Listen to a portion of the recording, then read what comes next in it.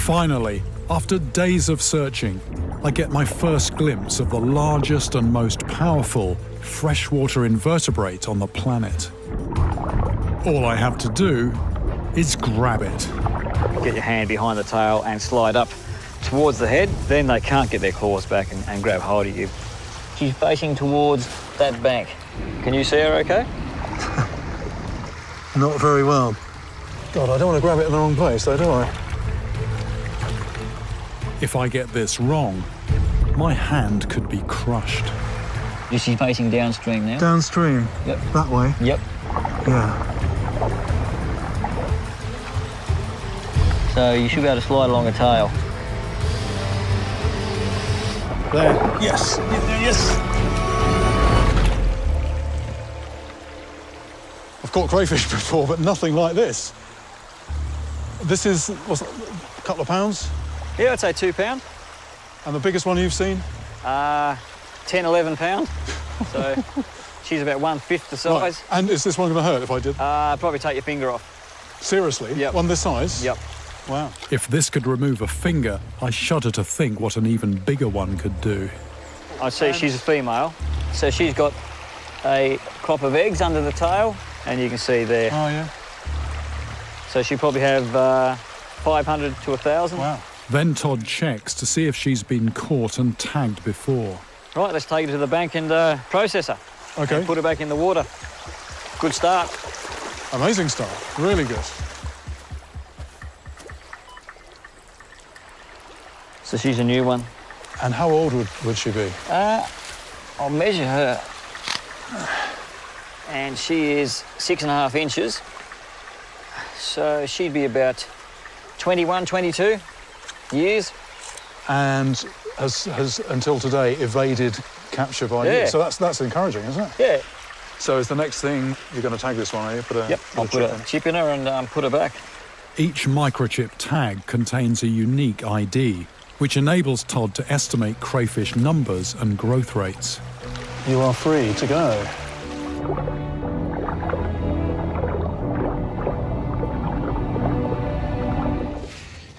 We've hauled in more than half a mile of line, and it looks like there's something on the end. Line, chain.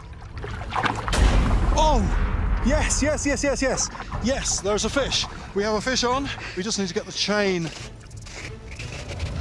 up. Oh, yes. This is a big one. How do we get it through the hole? The shark isn't fighting. It probably died on the line overnight.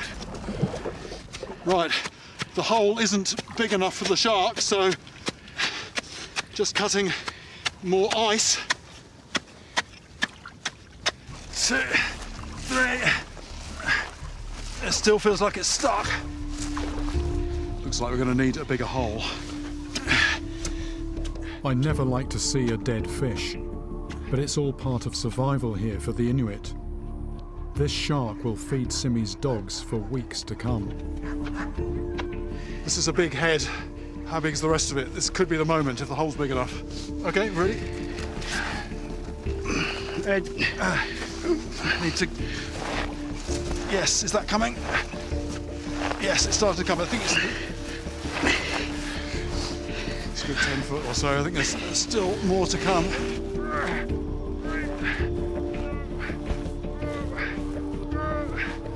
This is a perfect opportunity to further my investigation.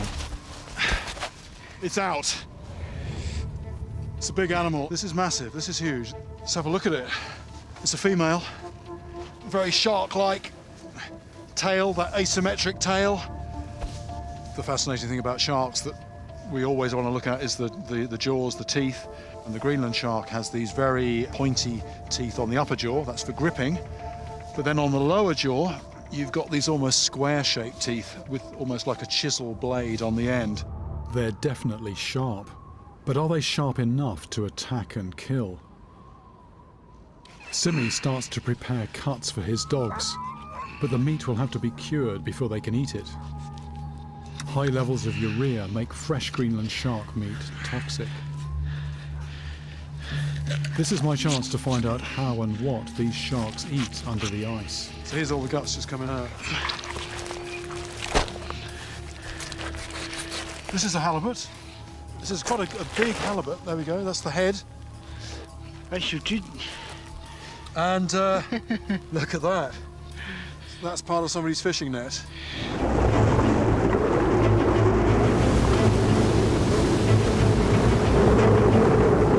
Peter tries to shield me from the huge surge that's pulling at our legs under the water. Any of us could get sucked under and drown.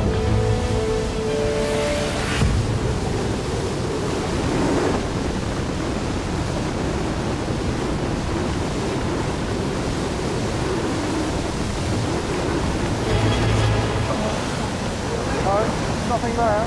The sound is deafening. I can barely hear Peter's instructions. I'm desperate to get my hands on a lamprey, but I'm coming up empty. Further up, there's a rock face where lampreys congregate right under the highest falls. But the risks are much greater. I don't think we have a choice. We're going to get further into the falls. The slick basalt is lethal. If I slip, I could be forced under and pinned down by the thundering water. I wouldn't be the first person to drown here.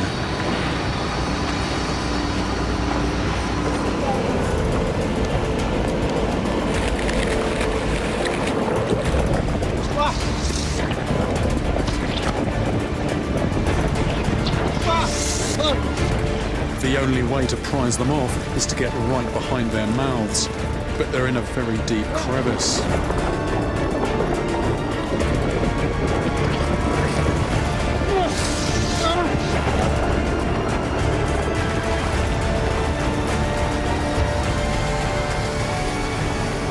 And there it is. This is a real first for me. This is a fish that can't be caught on a bait, on a rod and line.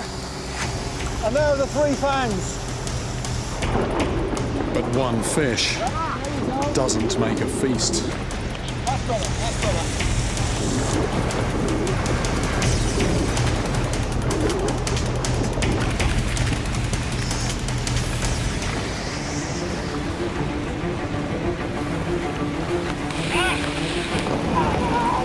Just as I've mastered my technique, I feel something hit me. Dozens of lampreys are flying out of the falls. The fish have all spooked from this hole, so we've got to go into the even wilder water here. Even though I've now got one in my hands, the lamprey is still a very hard creature to pin down. To some people it's this hideous invader, but to others it's a gift from nature. And with its snake-like body, its vampire-like feeding habits, you can well understand why for some people this has become the stuff of nightmares. And then, the moment I've been waiting for.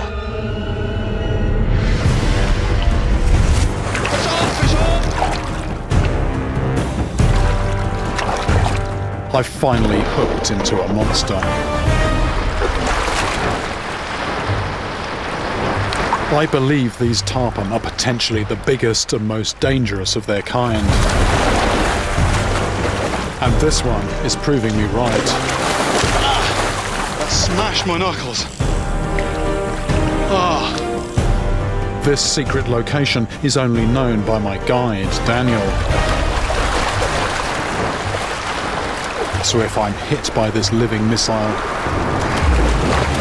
then I'll be in serious trouble.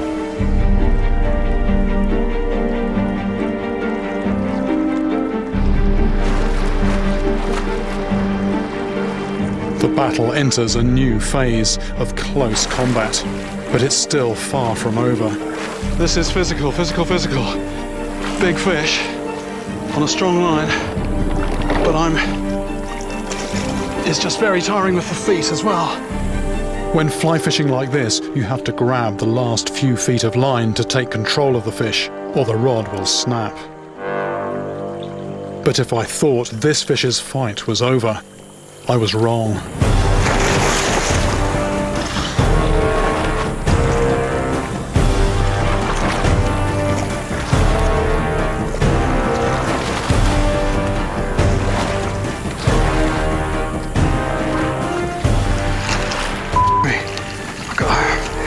line round my fingers here.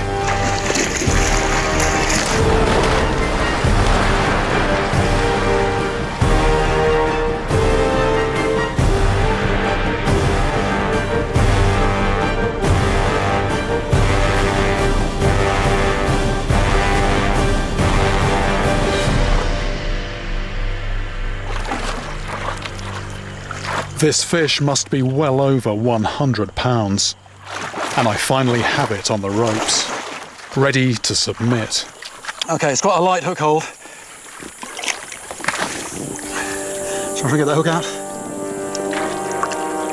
Oh!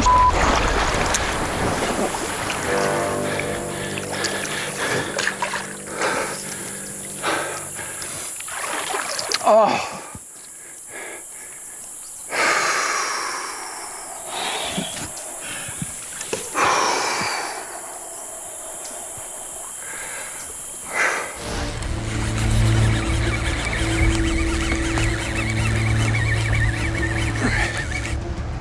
You feel some real weight now?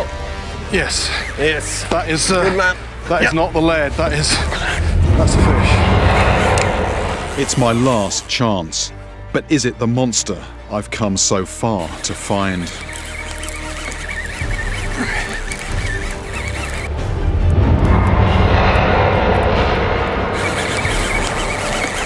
could be another 50 yards. It could be another 100. I've never had to haul any fish up such an extraordinary distance, way higher than the Empire State Building. There's a pulsing, there's a very, very sort of slow pulsing. It's rolling, it's rolling. Yeah, you have to. That's what you feel. If this is a Greenland shark and its rough skin touches the braid, the line will sever and I'll lose my last chance. It's really important the other lines come in to make sure that we don't get tangled. I think it's getting near the boat. It's probably aware of the boat now. Leader's in sight.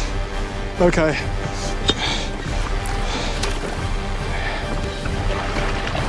There she is. There she is. The Greenland shark. It's just too big to bring on board. We'd only injure it trying. We'll have to tie it alongside. It's a monstrous thing to find this far inland and to bring up from such a depth as well, but we're just trying to get the tail rope on it now. By the standards of what normally lives inland, this is huge, this is monstrous. Willem's reckoning possibly 400 pounds. Despite their enormous size, they're a mystery to science. We know virtually nothing about how they live, breed or hunt. Small dorsal fin, that's not your normal erect sharp dorsal fin. If this was actually at the surface, you wouldn't see that characteristic triangle cutting the surface. It'd be just more of a smooth hump. But if I want to get a closer look, and if the fish can't come to me in the boat, I have to go to the fish. I've no choice but to get into the freezing water with the world's largest predatory shark after the great white. This water, even through the dry suit and about 5 layers of undergarments, is cold. It's cold, and this thing lives in it all the time. We're not up here, nearly half a mile down.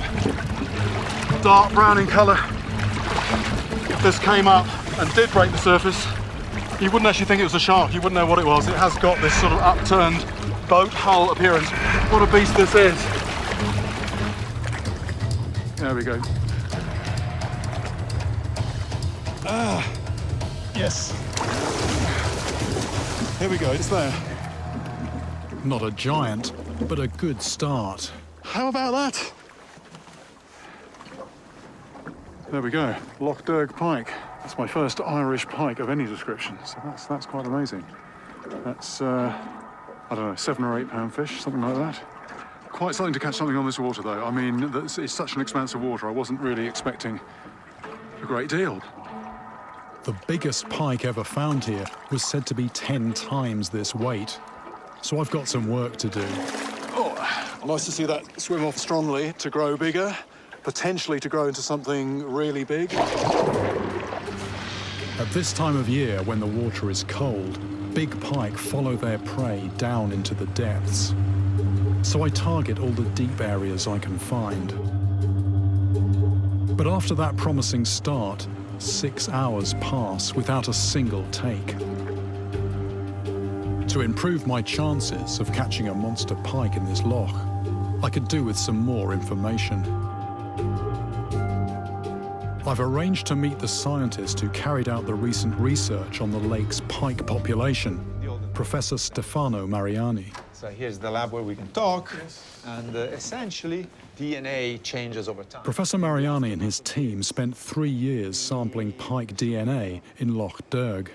The first thing we found, which was definitely what we didn't expect, was the fact that not all Irish pike was conforming to the same type of group. There were 2 genetic units of pike significantly divergent from one another. It turns out that the pike that arrived here from mainland Europe 10,000 years ago evolved into something quite different from all other pike. But frustratingly, Stefano also reveals that those supersized pike that were once here have almost certainly been wiped out. Pike were deliberately killed because they were believed to be a really serious threat to the populations of trout and salmon. And there is the well-established notion in Ireland that pike is an invasive species. So basically, we're talking just a few years ago, a pike were being basically netted and killed. Absolutely. This species has consistently, for a long time, been considered a villain. So, genetically unique giants that evolved over 10,000 years were practically wiped out in less than 50.